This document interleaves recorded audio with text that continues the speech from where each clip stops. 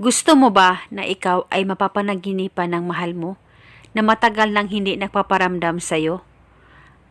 At hanggang ngayon ay wala na kayong kontak sa isa't isa at gustong-gusto mo na ikaw ay maalala niya kahit sa panaginip niya. Nang sa ganon, ito ang paraan para kontakin ka niya.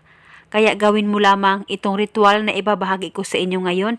Dapat kayo ay palaging naniniwala sa mga ganitong pamamaraan at gamitin itong ritual sa mabuti at huwag itong abusuhin. At dapat buo ang loob niyo sa paggawa nito. Ang gagawin mo lamang, kumuha ka lamang ng papel at panulat at isulat mo ang pangalan at apelido ng target ng 3 beses at pagkatapos kumuha ka rin ng dahon ng laurel o dahon ng paminta ng 1 piraso lamang at pagkatapos ay isulat mo ng 1 beses ang pangalan at apelido ng target sa dahon ng laurel.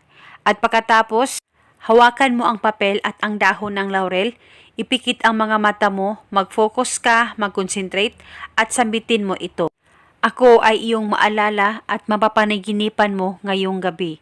Sambitin mo lamang ito ng 3 beses, pwede mo pa dagdagan ang hiling, wala pong problema. At pagkatapos, sabay mo nang ilagay itong papel at ang dahon ng laurel o dahon ng paminta sa loob ng punda ng unan mo at uunanan mo ito buong magdamag. At kinabukasan, pwede mo itong kunin at itago at pwede mo naman itong hayaan lang dyan sa unan mo basta safe ito na hindi po magalaw o hindi po maunanan ng iba.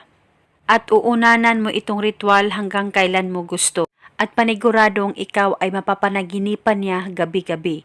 At ito muna sa ngayon, maraming salamat po sa panunood. May God bless.